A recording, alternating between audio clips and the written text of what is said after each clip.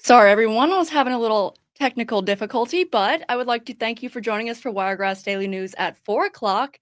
I'm McKenna Noble, so let's get in today's top story. Last night, a man died at the Houston County Community Corrections Work Release Facility on North Oak Street. Authorities and emergency services responded to the facility around 6 o'clock p.m., where a man around 45 years old was not breathing and receiving CPR. The man's body had been sent for an autopsy, and his family has been notified, but his name has not yet been released. According to Tony Weber, the director of the facility, it is a suspected overdose. In Enterprise, 2 men are behind bars after recent fentanyl overdose deaths. District Attorney James Tarbox announced the arrests of 28-year-old Jashawn Jones and 37-year-old Michael Strancone. Jones is charged with manslaughter for the September 11th death of Harrison Parker. A welfare check was done at a Coffee County home where they found Parker dead as the result of a fentanyl overdose. Law enforcement searched his phone and found communication between him and Jones, leading investigators to believe Jones had provided the fentanyl the night before. Strancone is charged with manslaughter for the October 4th death of Eric Hicks. Strancone was arrested and placed in the same cell the night before Hicks's death.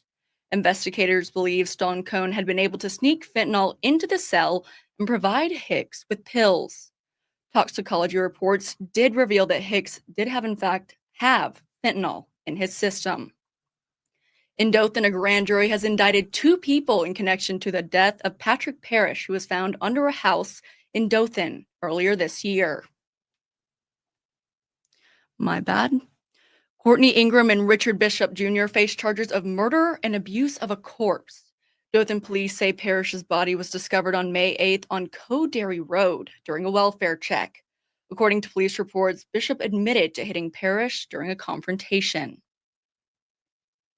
In state news, the Alabama Law Enforcement Agency has issued a missing child alert for 1-year-old Caleb Collins. Today, Collins was reported missing in Fayette County after a wreck that killed his father and 2-year-old sister. His mother is still at UAB Hospital in critical condition. On December 11th, Caleb's grandfather, John Bailey, was arrested and charged with failure to report a missing child. Investigators believe Caleb may have been removed from his home under unknown circumstances. If you have any information, please call the Fayette County Sheriff's Office at 205-932-3205 and ask for investigator Brandon Collins.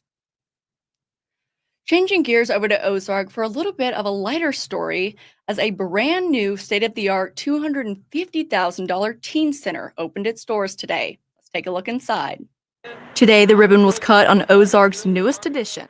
The Boys and Girls Club of Ozark spent the day celebrating their brand new teen center called The Club.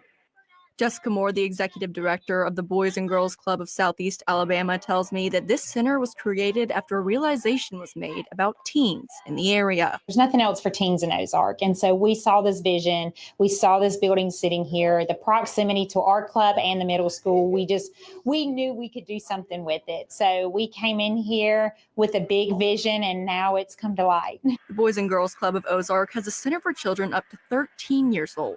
The group quickly realized that after kids aged out, they were losing resources that were not offered anywhere else. That's when Moore made sure to find out what local teens wanted to see in this new center. Here we talk to our teenagers, we talk to our community members, and what are going to get our teens in the door, such as this recording studio. A lot of them expressed interest in something like this. Inside the building, you will find a fully equipped podcast and music recording studio, a driving simulator, a computer lab, a game room, and so much more. Moore says one of their main goals is to make sure area teens are ready for that next step after graduation. Really focus on workforce development because we want them to understand that maybe if you're not college ready, we're going to get you career ready. We're going to teach you those trades. We're going to hook you up with the local colleges around here. Or if you're college ready, let's get you started on those first steps. The facility was completed in just 3 months with the help of a $100,000 grant, plus donations from area businesses and community members. The center is aiming to help teens ages 14 to 18 after school and during summer break. Registration is not yet open as they plan to open in the summer of 2025. McKenna Nobles, Wiregrass Daily News. Let me tell you guys, that facility was amazing. They had every possible thing a teenager could need to kind of progress farther in life. They were going to teach them how to drive. They had all of these different wheels with kind of things to explain which each different room was. And the coolest room had an interactive, almost video game, which you saw those girls playing a little bit of. I think they were playing soccer, football, and that same room was also filled with all sorts of mechanical Legos. So kids are interested in maybe building construction jobs, it would be a perfect place for them to go. And again, it does not open until they're planning on opening this summer in 2025. Now, bringing things back to Dothan, another local organization is receiving a grant from the state to help with low-income residents. And it's basically to help Alabama residents increase and achieve their economic self-sufficiency. The Southeast Alabama Company Action Partnership Incorporation will get $172,297 to help residents in Barber, Coffee, Geneva, Henry, and Houston counties. And a quick heads up before we can get into kind of what we're expecting weather-wise tonight. West Main Street from Alice to Oak Street, which runs from the First Baptist Church to the courthouse, will close at 7 p.m. tonight and tomorrow, and will reopen at 6 a.m. on Wednesday and Thursday. Detour signs will be up during the closure to point drivers in the right direction. And again, guys, as we get into weather, take it with a grain of salt because I am not a meteorologist. I've definitely checked some reputable sources, but this is what I'm going to deliver right now. So it is about 78 degrees out, which is crazy because it is almost Christmas time and it's almost 80 degrees. And the sun is expected to set around 4:41 tonight. And it seems like it's getting earlier and earlier. I thought 5 o'clock, I was like, all right, that's normal, but 4:41, it's not even 5 o'clock yet. That's very crazy to me. And it's only supposed to get down to about 53 degrees, which is definitely not as cold as we've seen in previous days, obviously. But if you are going to go out to dinner, maybe bring a coat just to be safe. And before we leave, I do want to say that we are going to be switching from our morning 10:30 broadcast to 9 a.m.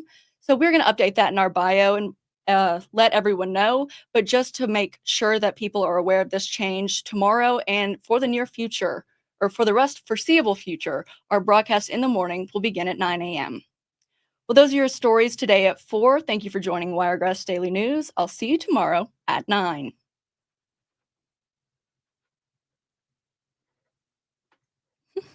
Sorry, guys. Can't figure out how to... There we go.